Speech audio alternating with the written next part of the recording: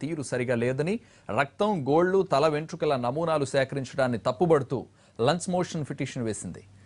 Article 20 sub clause 3 ప్రకారం బలవంతంగా తన బ్లడ్ శాంపిల్స్ సేకరించడం తగదని పిటిషన్లో తెలిపింది. అలాగే సిట్ విచారణ సమయంలో తనతో పాటు లాయర్ను తీసుకెళ్లేందుకు వెసులుబాటు కల్పించాలని కోరింది. తనకు డ్రగ్స్ సేవించే అలవాటు లేకపోయినా నోటీసులు పంపడం ఎంతవరకు సమంజసమని ప్రశ్నించింది. సిట్ తీరుతో తన పరువు పోయిందని వాపోయింది. ఎల్లుండి విచారణకు రావాల్సిందిగా చార్మికి నోటీసులు ఇచ్చింది సిట్.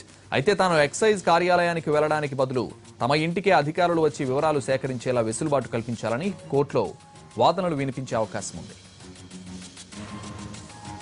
మొదలైన తర్వాత అనేకమైనటువంటి ప్రకంపనలు చాలా హాట్ గా మారినటువంటి పరిస్థితి. ఈ డ్రగ్స్ విచారణ తర్వాత 12 మంది సినీ ప్రముఖులకు నోటీసులు వెళ్లిన తర్వాత ఇప్పుడు రాష్ట్రంలో ఇదే హాట్ టాపిక్ గా మారింది. అయితే ఇందులో ఈ 12 మందిలో కూడా ప్రముఖ హీరోయిన్ చార్మి ఉన్నారు. చార్మి ఎల్లుండి విచారణకు హాజరు కావాల్సి ఉంది. అయితే ఆమె ఇంటి దగ్గరికి వెళ్లి విచారిస్తారా లేదంటే సిట్ కార్యాలయానికి ఆమె వస్తుందా అన్న దానికి సంబంధించి సందిగ్ధత నిన్నటి వరకు కొనసాగింది. కానీ సిట్ అధికారులు మాత్రం ఆమె నేరుగా ఎల్లుండి సిట్ కార్యాలయానికే వస్తారు అనేటువంటి విషయాన్ని స్పష్టం చేశారు. కానీ చార్మి ఇవాళ అనూహ్యంగా హైకోర్టులో పిటిషన్ వేశారు. ఆ పిటిషన్లో చాలా విషయాలు ఆమె పేర్కొన్నారు. దర్యాప్తు తీరు సరిగ్గా లేదు, బ్లడ్ శాంపుల్స్ కానీ, కాలు అలాగే వేళ్ళు, గోళ్లకు సంబంధించి గోళ్లు తీసుకోవడం, తల వెంట్రుకలు తీసుకోవడం అన్నది చాలా అర్ధరహితమైనటువంటి విషయం అనేటువంటి విషయాన్ని ఆమె ఆ పిటిషన్లో పేర్కొన్నారు. పూరి జగన్నాథ్ నుంచి కానీ,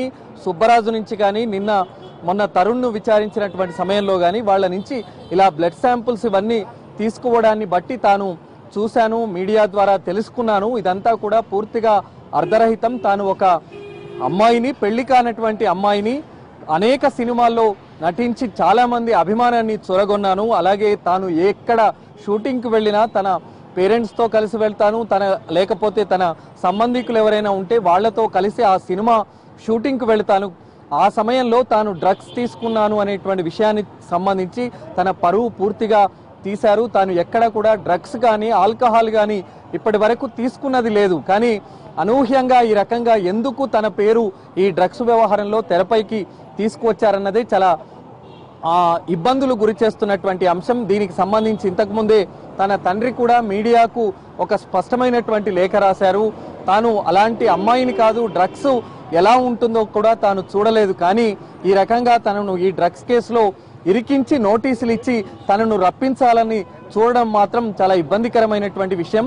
ఈ సందర్భంలోనే తాను ఒకవేళ నోటీసులు అయితే జారీ చేశారు, విచారణకు హాజరవుతాను, కానీ తాను ఒక అమ్మాయిని కాబట్టి తాను ఎక్కడ ఉంటే అక్కడికి మాత్రమే సిట్ అధికారులు రావాల్సి ఉంది. సుప్రీంకోర్టు కూడా చాలా స్పష్టంగా ఈ రకమైనటువంటి నిబంధనలు చెప్తున్నాయి. గతంలో కేసుకు సంబంధించి సుప్రీంకోర్టులో తీర్పు కూడా వెల్లడైంది కాబట్టి మరి తాను అక్కడికి వెళ్ళలేనటువంటి పరిస్థితి ఉంటుంది కాబట్టి తన దగ్గరికే ఆ సిట్ అధికారులు వస్తే వాళ్ళు ఏ ప్రశ్నలు వేసినా దానికి సమాధానం చెప్పడానికి రెడీగా ఉన్నాననేటువంటి విషయాన్ని ఆ పిటిషన్లో పేర్కొన్నారు. అలాగే బ్లడ్ శాంపుల్స్, ఇతర గోళ్లు కానీ వెంట్రుకలు కానీ తీసుకున్న సందర్భంలో అవి కూడా ఎట్టి పరిస్థితుల్లో తీసుకోరాదు. తాను పెళ్లి కాని అమ్మాయిని, తాను పేరెంట్స్తో కలిసి మాత్రమే షూటింగ్స్కి వెళ్తాను, ఎక్కడా కూడా ఒంటరిగా వెళ్ళినటువంటి దాఖలాలు లేవు.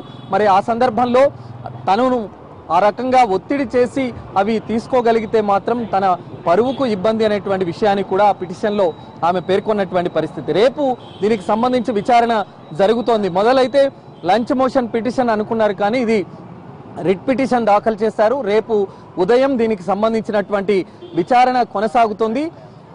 దీనికి సంబంధించి ప్రతివాదులు principal secretary excise and prohibition, commissioner prohibition and excise, director enforcement director Akun Sabharwal, అలాగే సూపరింటెండెంట్ ప్రొహిబిషన్ అండ్ ఎక్సైజ్, ఈ నలుగురికి నోటీసులు జారీ అయ్యాయి. మరి వీళ్ళ సమాధానాలు ఏ విధంగా ఉంటాయన్నది చూడాల్సి ఉంది.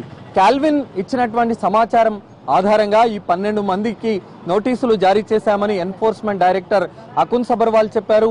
మరి కొద్దిసేపటి క్రితమే కెల్విన్ లాయర్ కూడా మాట్లాడారు. ఆయనకు ఏ రకమైనటువంటి సంబంధం లేదు, అదంతా అభూత కల్పన, కేవలం సెన్సేషనల్ కోసమే ఈ రకంగా ఎక్సైజ్ ఎన్ఫోర్స్మెంట్ వ్యవహరిస్తుంది అనేటువంటి వాదన వినిపించారు. మరి కాల్విన్ ఏ రకంగా ఈ చార్మి కానీ నిన్నటి వరకు విచారించినటువంటి వాళ్ళందరికీ కానీ వాళ్ళ విచారిస్తున్న నవదీప్కు సంబంధించి కానీ మరి ఏ రకమైనటువంటి సంబంధాలు ఉన్నాయనేటువంటిది చూడాల్సి ఉంది. మొత్తానికైతే హైకోర్టును ఆమె కేవలం రక్తము అలాగే గోళ్లు వెంట్రుకలకు సంబంధించి ఏ రకంగా ఒత్తిడి చేసి తీసుకుంటున్నారో అది పూర్తిగా చట్ట విరుద్ధం అనేటువంటి విషయాన్ని చెప్పారు. కాబట్టి మరి కోర్టు రేపు ఏం ఉత్తర్వులు వెల్లడిస్తుంది, మరి ఎల్లుండి ఆమె కోర్టుకు హాజరవుతున్నారు కాబట్టి మరి ఆ ఆదేశాలకు అనుగుణంగా సిట్ అధికారులు వ్యవహరిస్తారా, మరి ఆమె కోరుకుంటున్నట్టుగానే ఆమె ఎక్కడ కోరుకుంటుందో అక్కడికి వెళ్ళి విచారణ జరుపుతారా, మరి కోర్టు ఇచ్చేటువంటి ఆదేశాల మేరకు మాత్రమే మరి సిట్ అధికారులు కానీ అలాగే చార్మి కానీ ఏ విధంగా వ్యవహరిస్తుంది అనేటువంటిది మనం చూడాల్సి ఉంది. దానికి సంబంధించినటువంటి కాపీ మన దగ్గర ఉంది. ఇదే ఆమె సర్దీప్ కౌర్, చార్మి కౌర్, సర్దీప్ కౌర్ ఆమె యాక్చువల్గా ఒరిజినల్ నేమ్.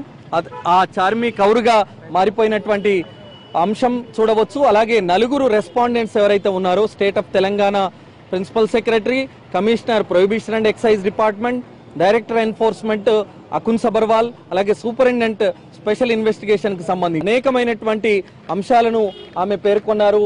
తాను మలయాళం, తమిళ్, తెలుగు, హిందీ సినిమాల్లో చాలా సినిమాలు నటించాను, చాలా రెప్యుటేషన్ ఉన్నటువంటి వ్యక్తిని అనేటువంటి విషయాన్ని కూడా ఇందులో ప్రధానంగా ప్రస్తావించినటువంటి అంశం.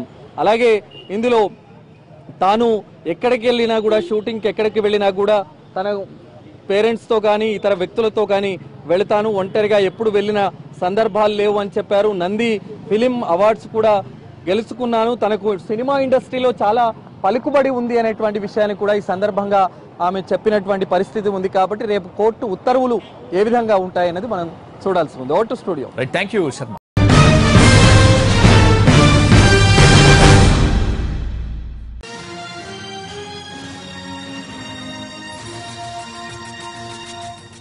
డ్రగ్స్ పై మిగతా ప్రాంతాలు జాగ్రత్తగా ఉండాలని ఆదేశించామన్నారు అకున్.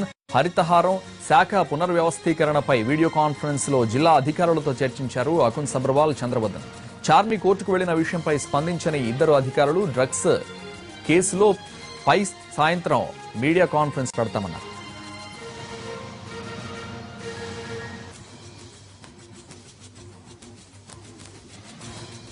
డ్రగ్స్ కేసులో జిల్లాలో ఇంకా స్పందన గురించి మరియు జిల్లాలో యాక్షన్ గురించి ఒక వీడియో కాన్ఫరెన్స్ అయింది. ఈ స్పెసిఫిక్ డ్రగ్స్ కేసు గురించి సాయంత్రం 5 గంటలకి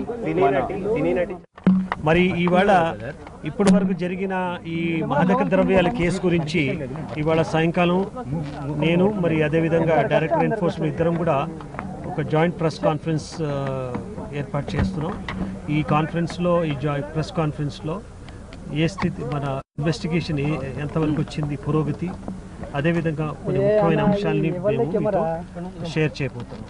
ఇవాళ వీడియో కాన్ఫరెన్స్లో ఈ డ్రగ్స్ రిలేటెడ్ కేవలం హైదరాబాద్కు పరిమితమే కాకుండా మరి tier 1 and tier 2 places Nizamabad, Karimnagar, Warangal ఆ ప్రాంతాల్లో కూడా అక్కడ కూడా అప్రమత్తంగా